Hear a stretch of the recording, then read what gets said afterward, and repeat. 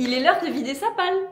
Aujourd'hui, on va faire ma palle de mars ensemble et c'est la première fois que je fais ce concept de vidéo parce que j'ai vu sur plusieurs chaînes le concept de faire ce genre de choses qui est une TBR jar, donc c'est une jarre à pile à lire où vous mettez les livres de votre pile à lire dans un petit bocal sur des petits papiers et vous tirez au sort les livres que vous allez lire pour le mois suivant. Et j'ai envie de faire ça puisque j'ai un dossier photo dans mon téléphone où j'accumule des livres que je ne sors jamais. Mais quand je vous dis jamais, c'est jamais. Et le problème, c'est que j'ai toujours l'un... En fait, dites-moi si ça vous le fait parce que vraiment, je désespère. Quand je suis en train de lire un livre, j'ai l'impression que j'ai envie d'en lire 1000 autres en même temps, mais quand arrive le moment où je dois choisir un livre, j'ai l'impression que j'ai rien à lire. Et j'ai vraiment envie de vider cette palle, donc je me suis mis dans mon nouveau petit bocal où j'ai listé sur des papiers les livres qu'il y a dans ce dossier photo sur mon téléphone. En même temps, j'ai fait un peu de tri parce qu'il y a des livres, je sais très bien que je les aurais jamais lus parce que c'est plus mes goûts depuis le temps que j'accumule ça. Et du coup, on va tirer au sort. En même temps, je vais vous présenter les livres que j'ai moi mis dans ma palle de mon côté. Et je pense que je vais tirer 3 livres au sort de cette pile à lire. J'aimerais lire pour mars au moins 10 livres. Je ne sais pas comment... Pour mars. Je dis mars depuis le début. On est en mars. Pour avril, je suis un petit peu... Je suis perdue dans l'espace-temps apparemment. Pour avril, on efface tout, vous retenez pour avril, ok? Du coup, je vais tirer 3 livres au sort pour avril. Et voilà, et on va voir sur quoi on tombe, sachant que vraiment ça m'a fait mourir de rire hier quand j'ai fait, les papiers, parce qu'il y a vraiment des livres qui datent d'une autre époque au niveau de mes goûts. Il y a des dark romances alors que j'en ai plus trop. Je sens que ça va être drôle cette histoire. Je vais bien remuer mon petit bocal puisque les papiers sont tous les uns sur les autres en fait, donc ça va être injuste. Donc le premier petit papier que je pioche, on mélange bien. J'ai l'impression, vous savez, d'être dans le jeu où il fallait tirer la boule noire. Maintenant, justement, il fallait pas tirer la boule. Bref, vous voyez de quel je parle. Le premier livre, c'est celui-ci. Vous découvrez avant moi. Il s'agit de A Lesson in Thorns. Je sais... On va aller voir ce que c'est. Je sais d'avance que c'est une dark romance en anglais. Ça, je le sais puisque ça m'a fait tilt hier, du coup, quand j'ai recopié mes petits noms sur les petits papiers. Et comme vous l'entendez, je suis encore malade, du coup, vous allez encore devoir supporter cette voix horrible qui vient du nez. Désolée, c'est comme ça. Mais du coup, A Lesson in Thorns, je vais vous lire le résumé parce que ça a l'air vraiment bien. Puisque dans le titre, il y a marqué je ne sais pas quoi, Chapel. Bah, Tante Chapel justement. Et si c'est une dark romance, prêtre, église, etc., ça touche tout droit mon petit cœur. Du coup, le résumé, je vous l'ai traduit en français, du coup, excusez la traduction, nouvelle traduction. Il y a 12 ans, j'ai quitté Tante Chapel et les 2 garçons à qui j'ai donné mon cœur. Et maintenant, je suis de retour pleine d'espoir et méfiante. Car il est si facile de se laisser entraîner dans l'univers du séduisant et élégant Oden Guest et dans celui de son pire ennemi, Saint-Sébastien Martinez. Le beau et sombre Saint-Sébastien est toujours aussi irrésistible et Oden est toujours aussi beau et arrogant. Et nous trois n'arrivons pas à nous détacher l'un de l'autre. De la promesse hâtive que nous avions faite il y a tant d'années. Alors que Tante Chapel resserre peu à peu son armure de vérité et de mensonge autour de nous, notre trio réticent commence à se défaire de plaisir et de souffrance, à la fois sacrés et immondes. Ensemble, nous avons rêvé un destin séculaire qui soit s'épanouira comme une rose, soit nous détruira tous. J'aime trop parce que c'est original, parce que c'est une romance avec 2 messieurs. Et j'aime trop parce que avant, on voit plus ça maintenant. Les romances avec 2 messieurs ou les triangles amoureux, c'est plus à la mode. Parce que moi, quand j'avais, je sais pas, 13, 14, 15 ans, c'était la mode des triangles amoureux, Twilight et ce genre de choses. Mais maintenant, c'est soit inversé où la dame, elle en a 3, 4, 5, 6, soit c'est une âme sœur unique, mate et compagnie. C'est plus 2 messieurs. Donc déjà, ça me donne trop envie de le lire. Et est-ce que... Oula, j'ai loupé le passage le plus important du résumé. De l'auteur, gna gna gna gna gna gna. C'est une gothique Dark Academia conte. Plein de rituels, Foggy Moors, je sais pas ce que c'est, et obsession qui dure depuis longtemps. Écoutez, ça me séduit. Honnêtement, ça me séduit. Celui-là déjà c'est validé. Ensuite le deuxième. On va voir lequel c'est. J'espère une romantaisie. Hein. Parce que si ça me sort que des dark romance... C'est mignon dark romance, hein, mais quand c'est plus... Bon, bah j'en ai fait tomber un, donc on va dire que c'est celui-là. C'est du coup celui-ci. Est-ce que vous arrivez à voir avant moi? Si ça veut bien faire le focus, merci. Il s'agit de All the... Je n'arrive pas à me lire. All the Dark Souls. Je crois que c'est pas une romantaisie. Je suis en train de regarder le résumé. Donc déjà c'est un livre en anglais qui fait partie d'une saga. Donc on va commencer une nouvelle saga. Encore et toujours, j'ai envie de vous dire, à un moment donné, toutes ces sagas que je commence, il faudra bien que je les continue. Hein, parce que honnêtement, j'ai commencé 150 millions de sagas de romantaisie que je n'ai pas continué. Je pense qu'il faudra que je fasse une vidéo exprès. Mais j'arrive pas à savoir si c'est une dark romance ou une romantaisie. On nous dit que c'est le premier tome d'une nouvelle trilogie qui se déroule dans le même univers que la saga des cieux. Donc, est-ce qu'il faut lire l'autre saga pour comprendre celle-là? Je ne sais pas. Du coup, le résumé. Attendez. Joss Bruvin est la dernière héritière d'une longue lignée de bourreaux. Bien qu'étant une femme, les mêmes règles s'appliquent. Tuer le condamné en 3 tentatives sous peine d'être torturé et tué. Je sais d'avance ce qui va se passer. Joss n'a jamais raté sa cible, et même si elle consacre son temps libre à la guérison, la vie ne la considère que comme une meurtrière. Alors, lorsqu'elle et son assistant Henrik croisent un homme battu sur le chemin du retour, tous deux hésitent à révéler leur véritable identité. Le seul problème, c'est que lui aussi. Arik Kayden a connu des jours meilleurs. Après avoir échoué à assassiner sa dernière victime, il l'a abandonné au bord de la route, saignant, jusqu'à ce qu'il soit retrouvé et recueilli par Joss et Henrik, 2 habitants apparemment innocents.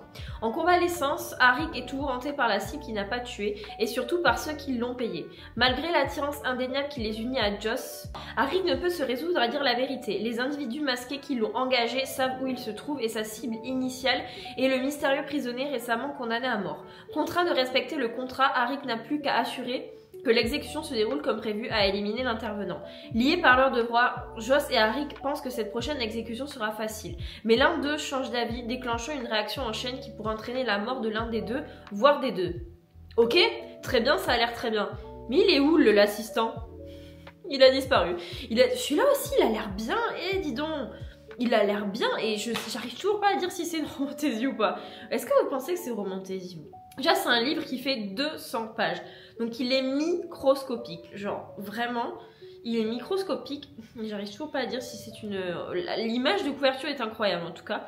Mais je pense que ça a l'air d'être quand même romantaisie. Dark romantaisie, je dirais. Et le dernier, mais non le moindre, en espérant que cette fois-ci, ce soit vraiment une vraie romantaisie, où je suis sûre, parce que là, le dernier, je suis pas sûre. J'ai pris 2 papiers à la fois, donc on va en poser.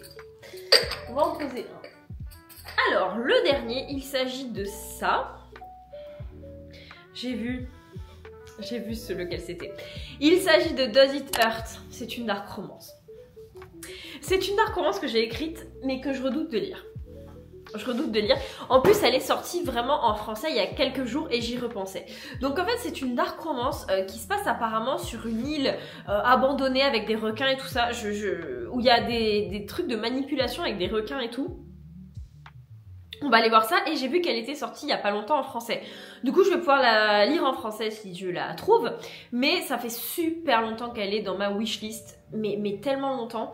Et je redoutais de la lire parce qu'en fait, je suis thalassophobe. C'est-à-dire que tout ce qui touche à l'eau, la mer et tout ça, déjà, ça me fait peur. Et quand j'avais entendu sur plusieurs vidéos que pour la torturer, il la jetait à la mer au milieu des requins, je vous avouerai que ça m'a bien refroidi quand même.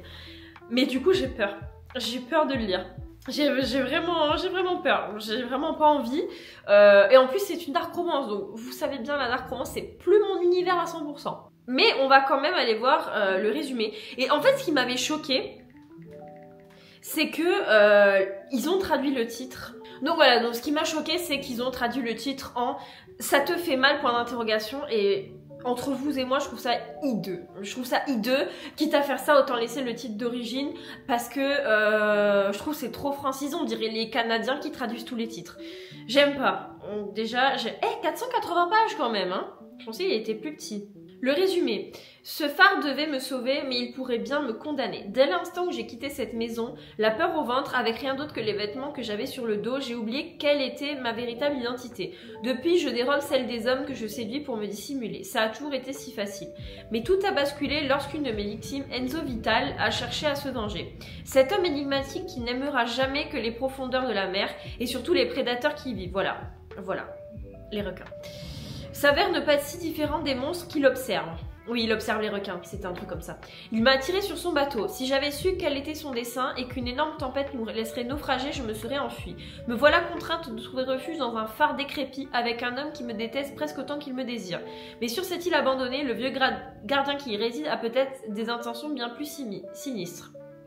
La question n'est plus de savoir qui je suis, mais plutôt si je vais survivre. J'ai peur. J'ai peur. Les requins, ça me fait peur.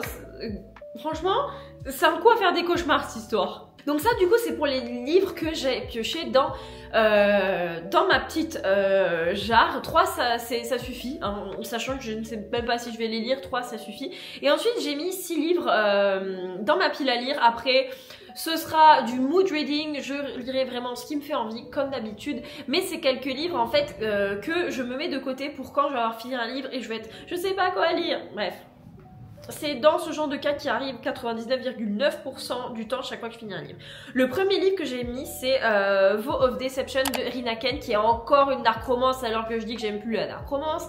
Mais en fait, j'ai trop envie de lire les Rina Kent. Par contre, il y a tout le monde, toutes les personnes que je vois lisent les Rina Kent dans un certain ordre de saga. Sauf que j'ai pas envie de respecter cet ordre. Voilà, j'ai pas envie de respecter cet ordre parce que en fait il y a des sagas qui m'attirent plus que d'autres et honnêtement je sais pas pourquoi mais ces sagas du début m'attirent beaucoup moins que ces sagas en fait récentes. Et Vow of Deception, il me semble que c'est une saga en anglais alors que pourtant ils avaient commencé à les traduire hein. Mais du coup ah non si celle-là elle est traduite, Vow of Deception. Je trouve la couverture juste incroyable aussi avec le serpent noir, je trouve ça vraiment magnifique. L'homme le plus célèbre de la ville m'offre un travail, endosser le rôle de sa femme morte. Déjà. Il n'y a qu'une dark romance pour commencer comme ça, excusez-moi mais... Adrian Volov est un membre éminent de la mafia russe. J'espère que ça va me plaire parce que les mafias, pareil, les mafias, les romances, dark romance mafia, c'est ce qui m'a dégoûté de la dark romance. Donc déjà, voilà. Et le genre d'homme à qui on ne dit pas non. Il commande une main de fer et tous ses ordres sont respectés. Quand il m'approche avec son œuvre, j'ai 2 options. Aller en prison ou vivre avec cet homme strict, effrayant et dominateur. Apprendre à être l'épouse parfaite d'un mafieux qui respire la tension et le danger. Alors je choisis la seconde option. Il n'y a rien de difficile dans ce job, n'est-ce pas? Si. J'avais tort, car au moment où je deviens sa femme, je perds le contrôle. Son monde fourmille de secrets, mais Adrian est le plus mystérieux de tous. Chacune de nos interactions devient un rapport de force dont j'ai peur de ne pas sortir indemne, car quand il en aura fini, que restera-t-il de moi? Ça sent le non-consentement, et allez, voilà. Mais tout le monde est en admiration de Rina Kent. Du coup, j'ai envie de comprendre pourquoi. Le deuxième livre que j'avais mis de moi-même du coup sur ma palle, il s'agit de Gouffre de Stacy McEwan qui est un tome 2 de Romantasy parce qu'à un moment donné je dois bien avancer mes sagas. Du coup c'est le tome 2 de la saga Glace que j'avais énormément aimé et où le tome 1, la fin du tome 1 m'avait laissé sécher de par le plot twist, on va pas se mentir. Et même si je m'en souviens, la jeune fille dans le tome 1 paraissait justement très froide et tout, de par comment elle avait grandi dans un village où elle devait survivre et tout ça, j'avais énormément aimé. Et du coup le tome 2 est sorti en français, il s'appelle Gouffre, il est sorti déjà un moment, il est très long, il fait 512 pages, mais il est en français donc ça va vite se lire. Et voilà, mais ce qui m'avait un petit peu titillé, c'est que dans le résumé, on dit qu'elle est prisonnière et on ne parle absolument pas du monsieur. Donc, si je le lis, c'est pour quel monsieur aussi. Donc, c'est juste pour continuer continue une saga. Le livre suivant, il s'agit de Zodiac Academy, le tome 2 en français. Puisqu'en ouvrant j'attendais désespérément que Zodiac sorte en français, mais en ouvrant Instagram comme ça, j'ai vu une publication des autrices du coup de Zodiac qui disait oui, le tome 2 en français est sorti, mais nous l'avons retiré parce qu'il y a eu un problème, on essaie de le ressortir au plus vite. Donc déjà, j'étais en mode, bah, c'est pas trop tôt, puisque il faut savoir que Zodiac Academy a été traduit, est en train d'être traduit dans pas mal de langues.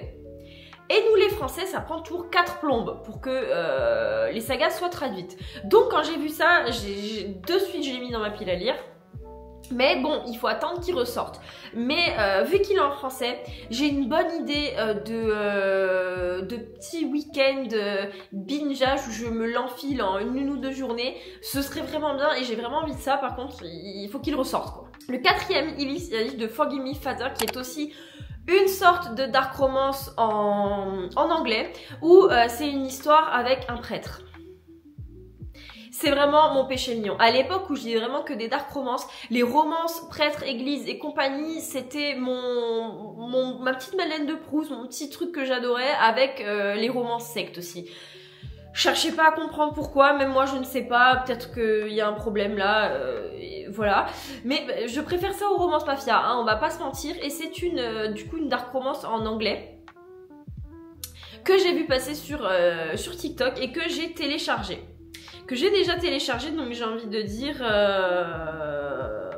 bah il n'y a plus qu'à quoi. L'avant-dernier livre que j'ai mis dans ma palle, il s'agit de Psycho Shifters, que je vois passer partout dans toutes les vidéos de recommandations de romantaisie, surtout en anglais, surtout chez les américaines et les anglaises. Mais j'ai vu passer quelques booktubeuses françaises sur Goodreads qui l'ont noté 2 étoiles sur 5, qui l'ont super mal noté. Donc au début je voulais l'enlever. Après je l'ai remis, après j'ai re-enlevé, j'ai fait que ça en fait. C'est une romantaisie qui a que 200 et quelques pages, donc elle est super courte. Donc déjà, ça a du potentiel de fail chez moi parce que j'aime les livres qui se lisent vite, mais j'aime pas les livres trop courts puisque justement en fait ça va trop vite et puis on n'a pas le temps d'avoir un univers construit. Et le résumé de celui-ci, il nous dit « Combattez comme une fille ou une métamorphe du savoir. Après avoir grandi dans le néant, j'ai enfin trouvé le chemin de la liberté. Je suis une métamorphe. » C'est ça aussi qui me plaisait, c'est parce qu'il y a des shifters. Une soldate d'élite qui se transforme en monstre. Il ne me reste plus qu'à survivre. C'était sans compter sur mes 3 colocataires d'1m95. Ah oui, ça a inversé. Tatoué, paré de bijoux et cornu, il ne ressemble à aucun homme que je n'ai jamais rencontré. Oui, c'est bon, je sais pourquoi je l'ai gardé. Il ne pense pas que je sois à ma place. Il ne pense pas que je sois assez forte pour la guerre. Il ne pense pas que je sois capable de maths. Ouh, ça sent me bully, ça. Je suis sur le point de leur prouver le contraire. Le seul problème, survivrai-je à leur découverte des secrets de mon passé? Dans cette lutte pour la vie et la mort, chacun est bien plus qu'il n'y paraît. Jax, Ashar et Cobra seront dévastés lorsqu'ils découvriront ma vérité. Attendez un peu qu'ils voient ma forme métamorphosée. Ça a l'air bien. J'espère que c'est bien. J'espère que c'est bien et que les quelques personnes qui l'ont noté 2 étoiles se sont trompées, vraiment. Et le dernier que j'ai mis dans ma palle, il s'agit de The Chronicles of Castellan que j'ai vu passer notamment sur la chaîne de Amy Rosam qui l'a noté 5 étoiles sur 5, qui en est fan et tout ça. C'est une romantaisie c'est une epic fantasy ou une romantaisie, je ne sais plus, en anglais, qui fait 630 pages, donc je vais mettre une plombe à le lire. Mais quand je vous dis une plombe, c'est une plombe. Mais ça a l'air tellement bien que je l'ai mis de côté au cas où je me chauffe de lire 630 pages parce que écoutez le résumé. Écoutez à quel point ce résumé a l'air trop bien. Le résumé, c'est parce que c'est un peu Regency, donc vous savez que j'aime bien. Dans la vibrante cité-état de Castellan, les nobles les plus riches et les criminels les plus débauchés ont un point commun. La quête constante de richesse, de pouvoir et du prochain frisson hédoniste. Ne me demandez pas ce que c'est un frisson hédoniste, j'en sais rien. Quel est un orphelin arraché à sa vie de toujours pour devenir le captureur d'épée, le sosie d'un héritier royal, le prince Connor Aurélien. Lui et Connor sont aussi proches que des frères, mais son destin est de mourir pour lui. Aucun autre avenir n'est possible. Oh oui, oui. Vous savez ce que c'est. Vous savez ce que c'est. peut-être pas. Non, non. L'un, Caster, est médecin issu d'une petite communauté dont les membres possèdent encore des pouvoirs magiques. Mais malgré ses talents, elle ne peut guérir sa meilleure amie sans avoir accès à un savoir interdit. Non, non, je pensais que c'était MM. Ah la déception, oh l'ascenseur émotionnel. Après une tentative d'assassinat ratée, Lynn et Kel se retrouvent pris dans les filets du mystérieux roi chiffonnier, le dirigeant du monde criminel de Castellane. Mais alors que des secrets longtemps gardés commencent à se dévoiler et que des attirances interdites surgissent, ils doivent se demander, le savoir vaut-il le prix de la trahison? Et leur découverte plongeront-elles leur nation dans la guerre et le monde dans le chaos? Bon, il a l'air quand même excellent. Il a l'air excellent, mais j'ai cru que c'était MM, donc j'allais sauter au plafond, mais en fait non. J'ai trop envie de MM ces temps-ci. Bon, pourtant comme vous voyez, il n'y a aucun MM dans toute ma palle, il n'y a aucun MM et pourtant j'ai envie de MM. Donc peut-être courant avril vous verrez passer une lecture MM qui va se faufiler. Voilà ma palle. En tout il y a une dizaine de livres. Retenez bien qu'il y a, peut-être je vais en lire la moitié et que l'autre moitié ça va être au pif et je vais dire ce que je veux et je vais en faire qu'à ma tête. Voilà ma pile à lire d'avril, j'ai trop hâte de vous faire des vidéos avec ces livres et je vous laisse tranquille pour cette vidéo. Ciao!